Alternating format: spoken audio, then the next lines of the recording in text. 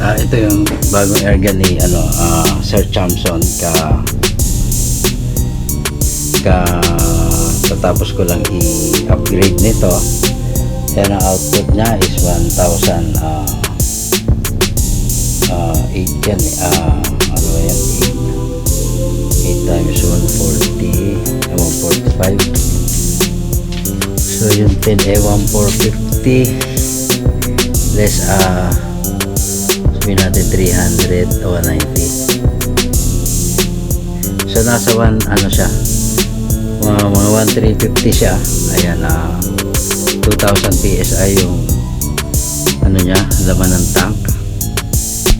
So ito siya, malakas na siya dun sa, kasi dati 1,200 lang output na apply ko rito kaya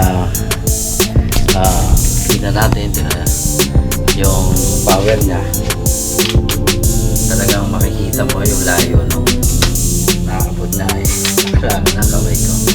Ayan, so ayan yung layo na naabot ng hangin niya, yung bounce tama. And then eto siya, yung scope niya hindi ko na ikakabit kasi nakabox pa So ayan, kita nyo sumasabog yung kahit sa malayo. Ayan, lakas ng bigay ng hangin niya. Ayan, linisan natin yun. Linisan natin. Ayan. Dami kasi ng hindi ko na sa machine mananabog. So ito, ayan, tingnan natin kung kita ba yan. Nasa ayan,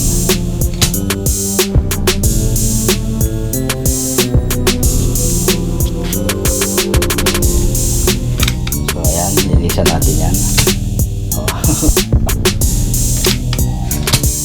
Lakas niya. Makikita nyo yung pagsalimpad ng niya. So ngayon ipadadala ko na sa kanya to, including yung scope niya at yung hindi ko na masyadong kasi yun nga, dahil ngayon may nararamdaman tayong hindi maganda sa katawan natin. So ayan siya, nasa meeting natin. So ayan, yan yung mga isa sa mga airgun na binili ko pa sa seller para i-convert siya na PCP. Yan ini-introduce ko yung unit na yan para i-convert kasi nakita ko. Hindi ko na ito ma-test ng hindi ko na ma-test siya sa ma-test fire kasi sakit po yung pa ako, bagsak na naman yung potassium ko. So baka mahulog ako sa hagdanan pag akyat sa terrace, kaya hindi ko na siya ma-test fire sa pellet. So na lang yung ganun yung power niya. Kita naman natin malakas talaga. Then pinuputok yan kasi kailangan mabuwasan yung hangin. Kailangan 800 PSI lang bago i-ship. Hindi pwedeng mataas yung hangin kasi delikado. Dati nga 500 PSI lang pag nag-ship ako. Ngayon gawin natin 300 kasi bago naman yan, brand new siya. Tapos okay naman yung conversion natin dyan. So ayan, para maipak, di-discharge lang natin yung hangin. Yan, parang matutumba pa.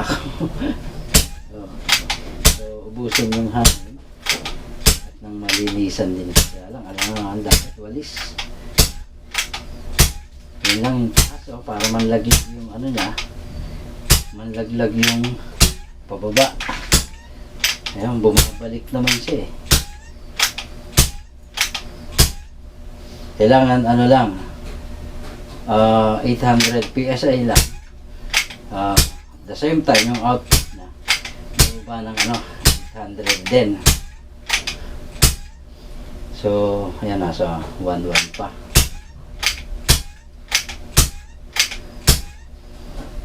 So ibig sabihin 11 ngayon, kasi kasabay ng yan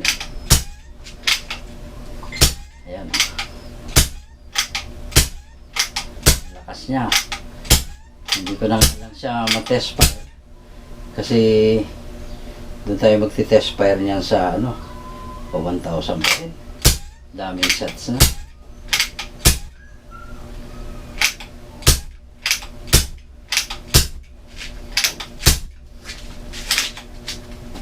Ayan. Pwede panlinis ng oh. So, antayin na natin mag sa 5.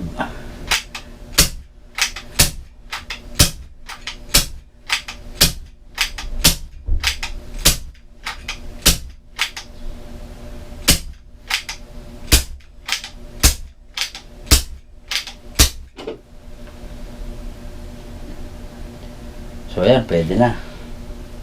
Sa 5 na lang siya. Hindi na lang. So, ayan. Maatras na siya. So, parang ano niya is mas malakas pa siya pag medyo mas mababa. Pero yan, magsiset pa yan. So, maganda yung naka-set siya. Yung ganon. Hindi naman siya 1.5. Mas mababa siya. Nasa 1,350 lang siya. So, magsiset pa yon. And then, tatama yung kanyang ano, nandun na yung power niya.